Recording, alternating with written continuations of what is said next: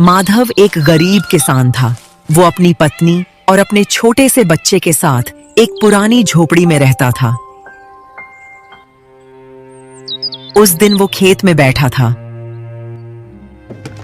कभी हल चलाता, कभी थक कर जमीन पर बैठ जाता।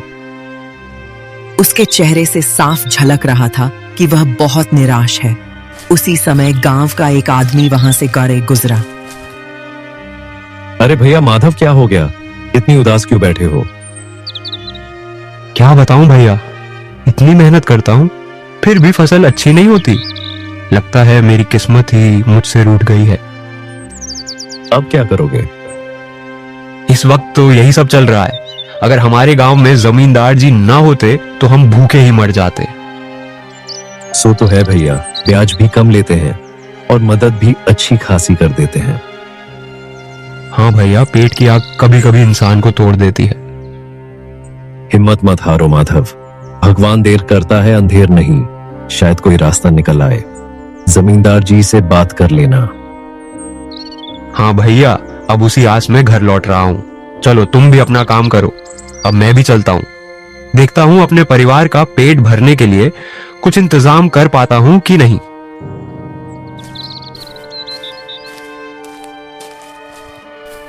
जमींदार अपने घर के सामने खड़े थे।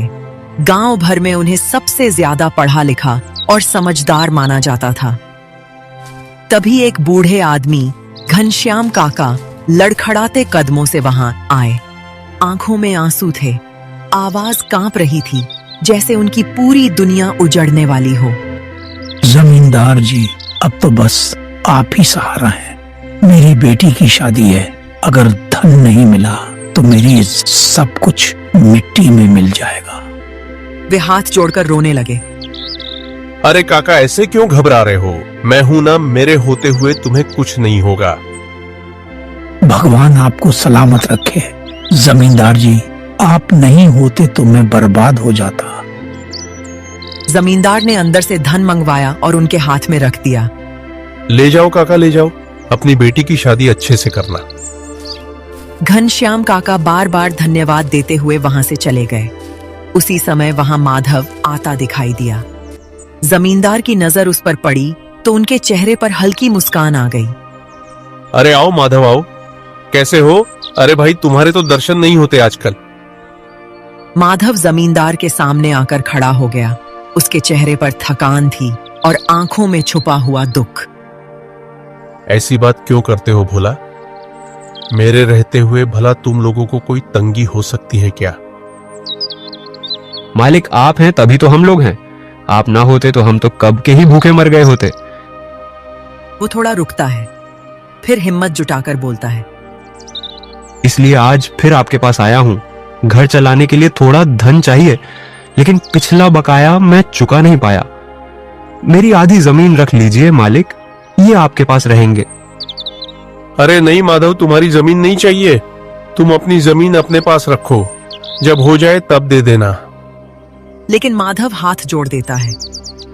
मालिक, अब मेरे पास इसके सिवा कोई और रास्ता नहीं बचा। जमींदार कुछ पल चुप रहते हैं। वे जानते थे कि माधव के पास धन कभी इकट्ठा हो ही नहीं पाएगा और वह कर्ज भी शायद कभी चुका ना सके। आखिरकार भारी मन से जमींदार उसकी आधी जमीन अपने नाम लिखवा लेते हैं। माधव अपने खेत में दोनों बैलों से जुताई कर रहा था।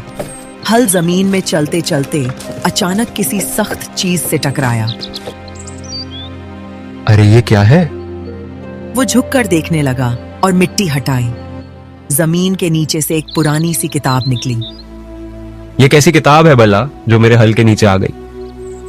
किताब को ध्यान से देखते ही वो चौंक गया। अरे इसके ऊपर तो काली पहाड़ी के ऊपर वाली गुफा का नक्शा बना है। ये क्या हो सकता है? वो कुछ पल सोचता रहा, फिर सिर हिला दिया। खैर छोड़ो, ये सब पढ़े लिखों का काम है। मैं इसे जमींदार जी के यहाँ लेकर जाता हूँ, उनसे ही पूछ लूंगा। माधव किताब लेकर जमींदार के पास पहुंचता है। मालिक। मालिक जरा देखिए, खेत में जुताई करते समय मुझे यह मिला। जमींदार किताब देखते ही चौंक जाते हैं, लेकिन चेहरे पर कुछ जाहिर नहीं होने देते। अंदर ही अंदर सब समझ जाते हैं। अरे माधव, यह तो बस कागज की रद्दी है, इसका कोई मतलब नहीं। ओ, मुझे लगा कि खेत में दबा था तो शायद कुछ काम का हो। अरे नहीं नहीं, तुम बेकार की चिंता करते हो। ठीक है मालिक, अब मैं चलता हूँ। माधव किताब वहीं छोड़कर चला जाता है। उसके जाते ही जमींदार का चेहरा बदल जाता है। आंखों में चमक आ जाती है और होठों पर चालाक मुस्कान फैल जाती है। मूर्ख कहीं का, खजाने का नक्शा समझकर भी कुछ ना समझ पाया।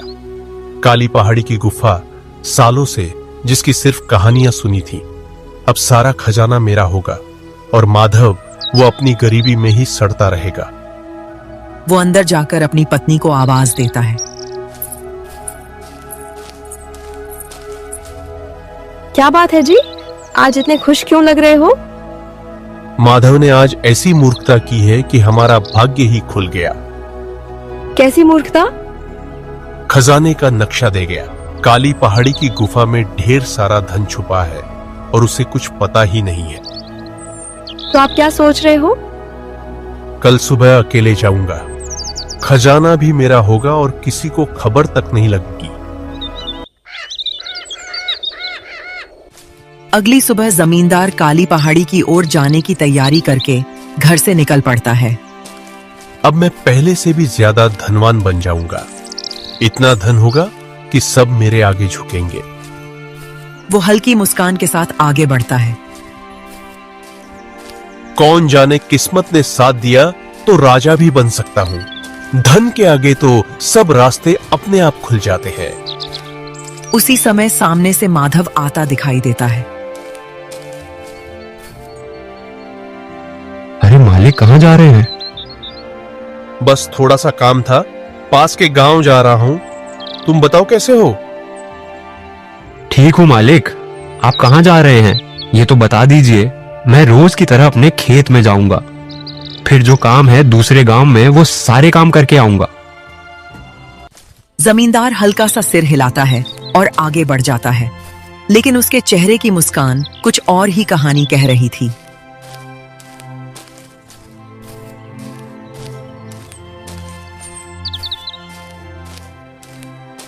कुछ देर बाद वो काली पहाड़ी के पायटे पास पहुंच गया।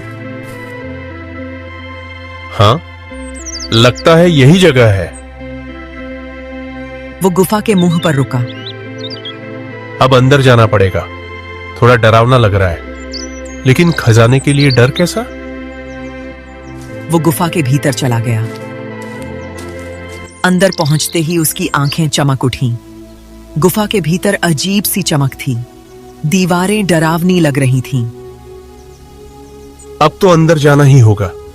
आज मेरी किस्मत चमक जाएगी।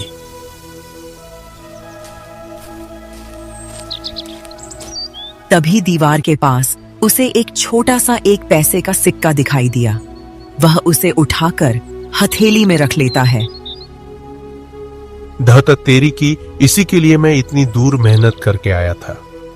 इससे ज्यादा धन तो मेरे पास पड़ा है। इस 1 पैसे से मेरा क्या होगा? गुस्से में वो सिक्का जमीन पर फेंक देता है। ऐसे धन से अच्छा तो मैं अपने घर पर ही रह जाता। अचानक गुफा के भीतर तेज रोशनी फैल जाती है। वो रोशनी सीधे जमींदार के शरीर पर पड़ती है। जमींदार चीख भी नहीं निकाल पाता और पल भर में वहीं झलकर राख हो जाता है।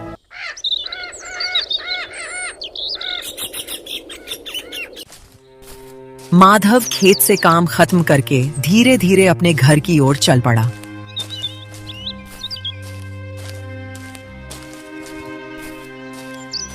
झोपड़ी में कदम रखते ही उसकी पत्नी सावित्री की चिंता भरी आवाज सुनाई दी। अब तो घर में एक दाना भी नहीं बचा है। गोपाल को क्या खिलाऊं? हम तो मान लो भूखे रह लेंगे, लेकिन वो तो बच्चा है। तुम चिंता मत करो सावित्री, मैं कल ही जमींदार जी के पास जाऊंगा, कुछ धन मांग कर ले आऊंगा। कब तक मांगते रहोगे? मांगते मांगते तो आधा खेत भी जमींदार को दे दिया। कर्ज भर नहीं पाते हो तो आखिर देना ही पड़ता है। वो कुछ पल रुकती है, फिर याद करके पूछती है, तुम बता रहे थे ना कि खेत में तुम्हें एक किताब मिली थी, क्या हुआ उसका? अरे सावित्री, क्या बताऊं, मैं उस जमींदार के पास ले गया था। उन्होंने कहा सब रद्दी है, बेकार कागज और वहीं फेंक दिए। सावित्री की आंखें भर आती हैं। जो भी हो माधव, कल किसी तरह खाने का इंतजाम करना होगा। हाँ, कल जैसे भी हो मैं कहीं से भी खाने का बंदोबस्त करूंगा।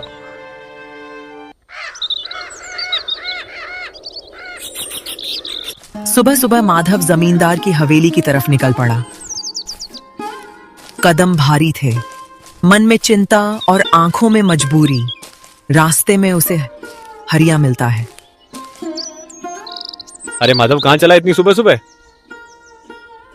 जमींदार जी के यहाँ जा रहा हूँ भाई, कुछ मदद की आस है। हरिया थोड़ा पास आकर धीमी आवाज में बोलता है, मैंने सुना है तुमने आधी जमीन जमींदार को दे दी। हाँ, हरिया दे दी। अरे इतनी बड़ी कीमत, और कोई रास्ता भी तो नहीं था भाई। अगर कोई और उपाय होता तो अपनी जमीन यूं ही थोड़ी दे देता। पर कब तक इतने कर्जे में डूबे रहोगे? जब तक सांस है तब तक कोशिश है बच्चे का पेट पलते रहे, जमीन बाद में देखेंगे। हरिया कुछ कहना चाहता है, फिर चुप रह जाता है। भगवान करे तुम्हारे दिन भी लौट आए। बस उसी भरोसे चल रहा हूं भाई। इतना कहकर माधव आगे बढ़ जाता है। उसकी नजरें अब सीधे जमींदार की हवेली पर टिकी होती हैं। माधव जमींदार की हवेली के सामने आकर रुकता है। वो थोड़ा हिचकता है, फिर ऊंची आवाज में पुकारता है, मालिक मालिक, कहाँ हैं आप? हवेली के भीतर सन्नाटा रहता है, कोई जवाब नहीं आता। मालिक, मैं माधव हूं। कुछ पल बाद अंदर से आहट होती है और जमींदार की पत्नी सुशीला बाहर आती है। अरे माधव, तुम? मालकिन, मालिक जी दिखाई नहीं दे रहे थे इसलिए आवाज लगाई। सुशीला गहरी सांस लेती है। तुमने जब से वो किताब दिया है तभी से वो घर पर नहीं है। क्या किताब? हाँ, किताब तो उन्होंने रख ली थी, फिर उसी में बने नक्शे को देखकर कहीं निकल गए। कल सुबह से ही गए हैं, अभी तक लौटे नहीं। ना कोई खबर, ना कोई संदेश। मुझे बहुत चिंता हो रही है माधव। माधव का चेहरा गंभीर हो जाता है। मालकिन, आप घबराइए मत, मैं पता लगाऊंगा कि मालिक कहाँ गए हैं। तुम पता लगाओगे? हाँ मालकिन, जरूर। थोड़ा रुककर सुशीला पूछती है, वैसे तुम यहाँ किस काम से आए थे माधव? मालकिन, कुछ धन की जरूरत थी, घर की हालत बहुत खराब है। अच्छा देखो, जब वो आ जाएंगे तो उनसे ले लेना। अभी तो वही जरूरी है कि वो सही सलामत लौट आए। आप ठीक ही कह रही हैं मालकिन। सुशीला अचानक कुछ याद करके बोलती है, माधव, तुम्हें तो उस नक्शे के बारे में सब पता है ना? कहाँ का रास्ता है, कौन सी जगह दिखाई गई थी? हाँ मालकिन, वो जगह मुझे अच्छी तरह से याद है। नक्शा अब भी मेरे दिमाग में बैठा हुआ है। तो फिर तुम जाओ, देखो, पता करो कि वो कहाँ गए हैं, उन्हें क्या हो गया है। आप चिंता मत करिए मालकिन, मैं अभी निकलता हूँ, मालिक को खोज कर जरूर ले आऊंगा। अगर तुम उन्हें ढूंढ लाए तो मुझ पर बहुत बड़ा एहसान होगा माधव। ऐसी बात मत कीजिए, मालिक मेरे अपने हैं, मैं उन्हें खोज कर ही लौटूंगा। इतना कहकर माधव हवेली से निकल जाता है। उसके कदम तेज हो जाते हैं और आंखों में अब सिर्फ एक ही लक्ष्य होता है, जमींदार को ढूंढना। माधव जमींदार की हवेली से निकल पड़ा।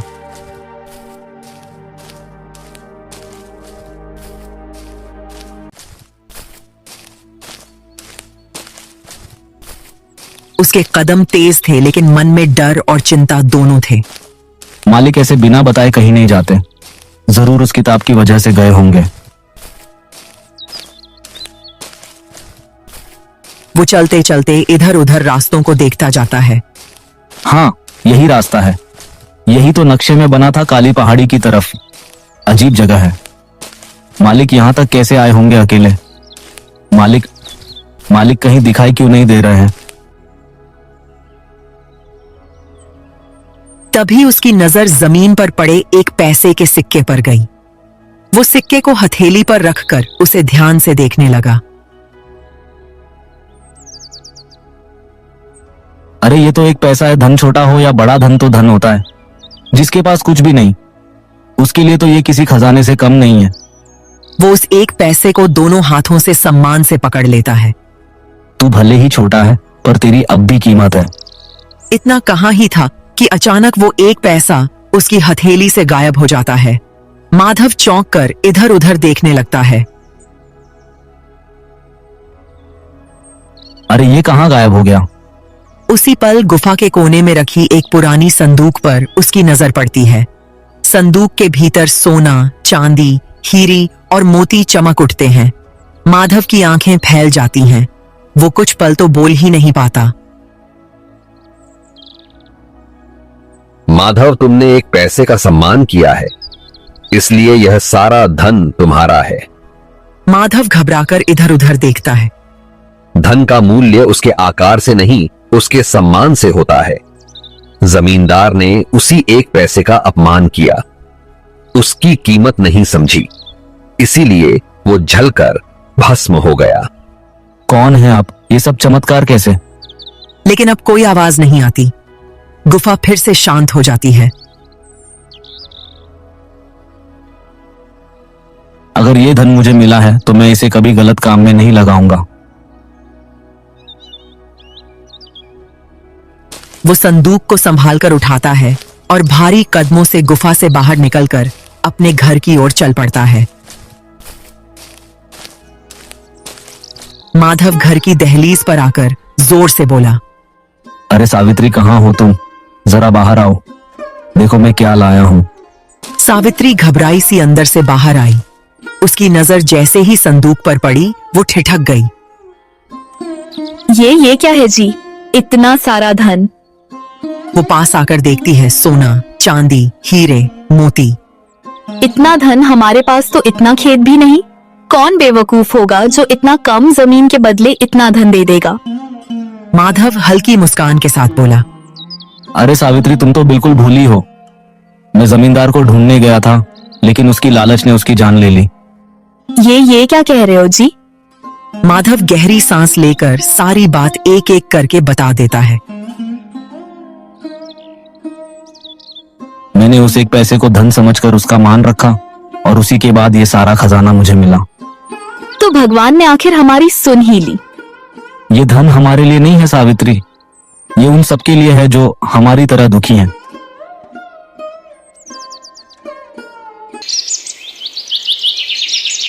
इसके बाद माधव का जीवन बदलने लगा।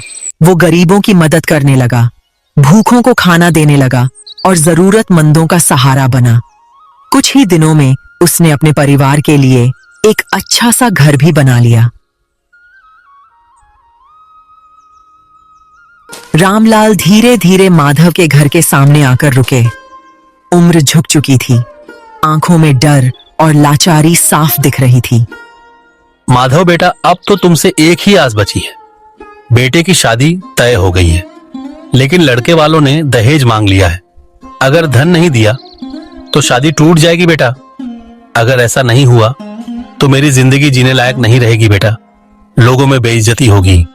मैं जीते जी मर जाऊंगा बेटा, मर जाऊंगा। वे सिर झुकाकर रोने लगे। माधव बिना एक पल रुके खड़ा हुआ। काका, आप चिंता मत कीजिए, मैं हूं ना। रामलाल काका ने हैरानी से उसकी ओर देखा। आपने शादी तय कर दी तो मदद करना मेरा फर्ज है। आखिर आपकी बेटी मेरी बहन ही तो है। माधव अंदर गया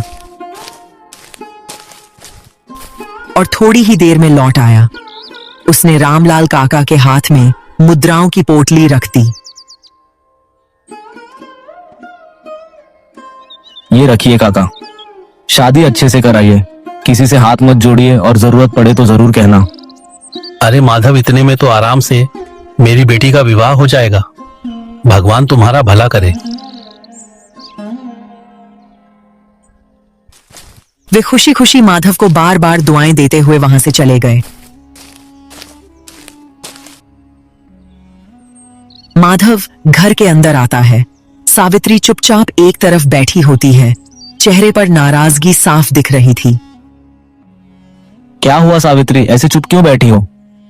क्या बताऊं, सोच रही थी अगर तुम ऐसे ही सबको धन देते रहे तो हमारे पास बचेगा क्या। माधव कुछ बोलने ही वाला होता है, पर सावित्री की बात रुकती नहीं। हमारा भी तो बेटा है, उसका भी भविष्य है, क्या सारा धन बांट दोगे? सावित्री, ये धन मुझे यूं ही नहीं मिला, ये लोगों की मदद करने के लिए मिला है। मैं उसी काम में लगाऊंगा। तो क्या सिर्फ दूसरों के बारे में ही सोचोगे, अपने बेटे के बारे में नहीं? मैं उसके बारे में भी सोचता हूँ, लेकिन अगर आज हम दूसरों का सहारा नहीं बनेंगे तो इस धन का मतलब ही क्या रह जाएगा। सावित्री कुछ पल चुप रहती है, फिर धीरे से बोलती है, आधा धन तो तुमने बांट ही दिया है, जो आधा बचा है कम से कम उसे तो अपने बेटे के लिए रखो।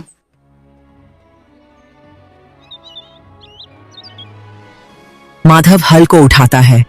उसकी आंखों में संकोच नहीं बल्कि एक अजीब सी शांति होती है। सावित्री, अगर यह धन किसी भूखे का पेट भर दे, किसी बेटी की शादी करा दे, तो समझो हमारे बेटे की भी खुशी उसी में रहेगी। मैं खेत जा रहा हूं। माधव घर से निकल जाता है। सावित्री अकेली बैठी रह जाती है।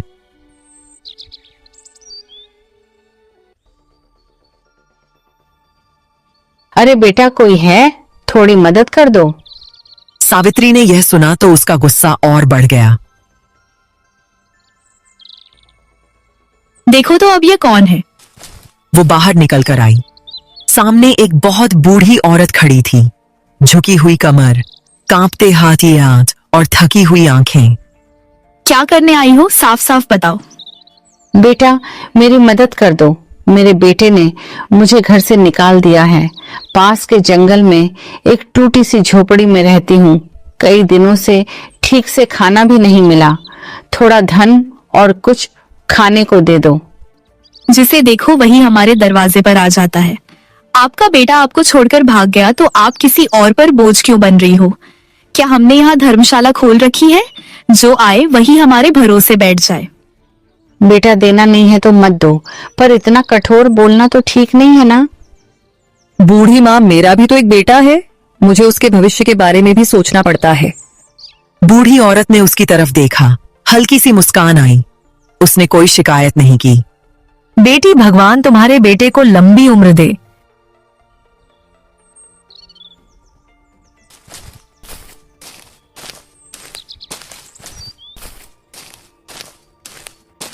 कुछ देर बाद माधव घर लौटता है।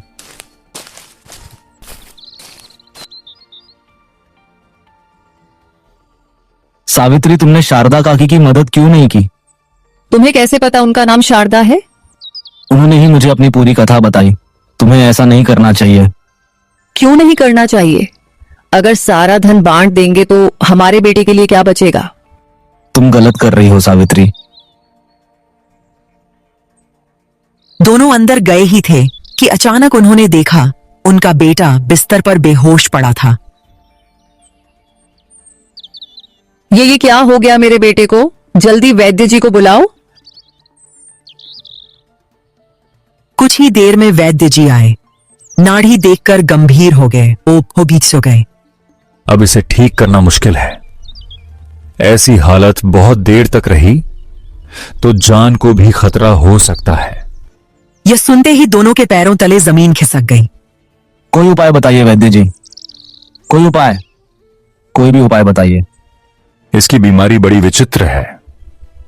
मुझे लगता है तुम्हें जंगल में रहने वाले बाबा विशिष्ट के पास जाना चाहिए।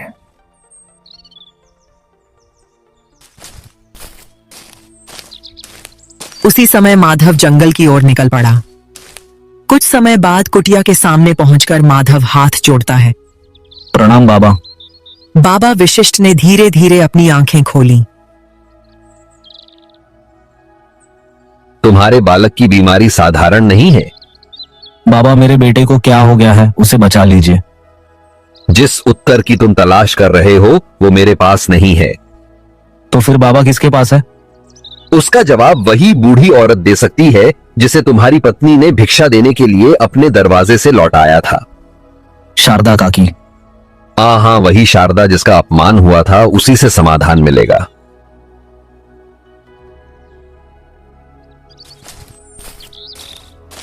माधव जंगल के भीतर उस कच्चे रास्ते पर चल रहा था। दिल घबराया हुआ था, आंखों में बस बेटे का चेहरा घूम रहा था। थोड़ी दूर जाने पर उसे झोपड़ी दिखाई दी। शारदा काकी, ओ शारदा काकी, बाहर आओ। कुछ पल बाद वही बूढ़ी औरत सामने खड़ी थी, शांत, गंभीर और गहरी नजर वाली। काकी, मेरी पत्नी की सजा मेरे बेटे को मत दीजिए।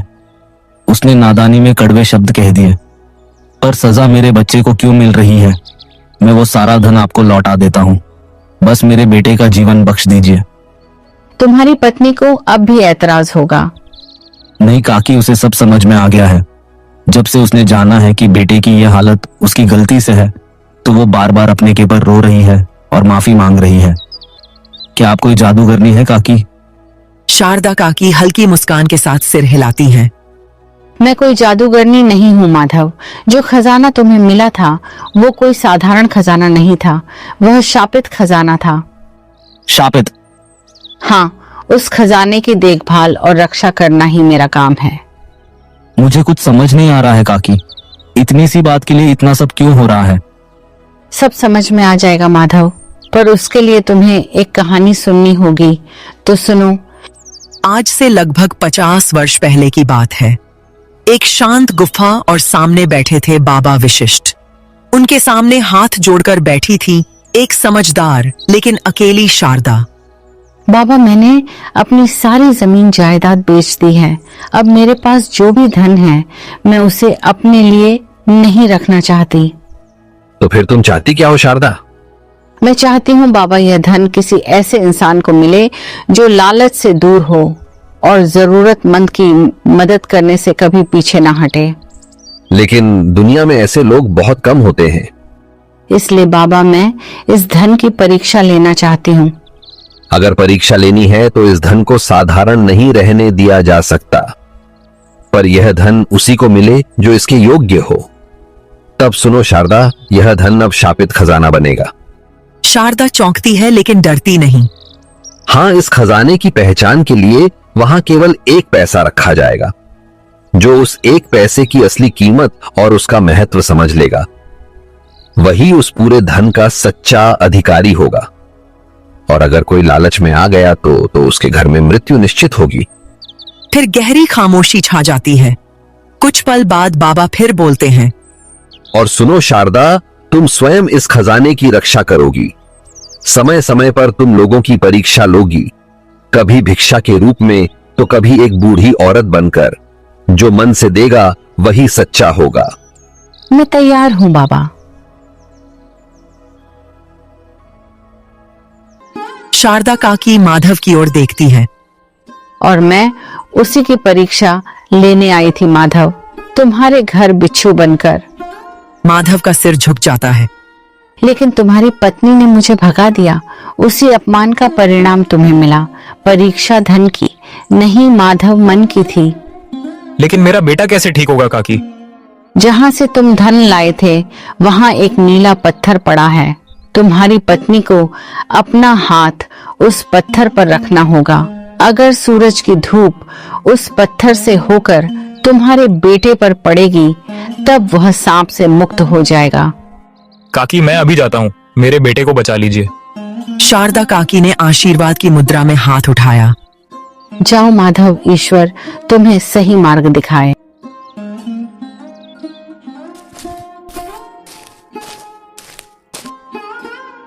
माधव उसी जगह पहुंचता है जहां से उसे वो धन मिला था।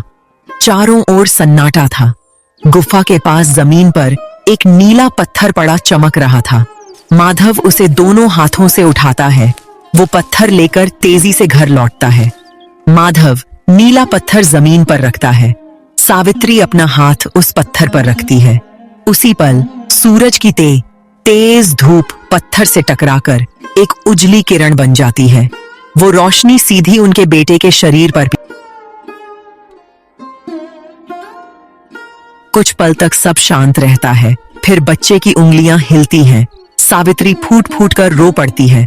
आज समझ में आया, धन से बड़ा इंसान का धर्म होता है।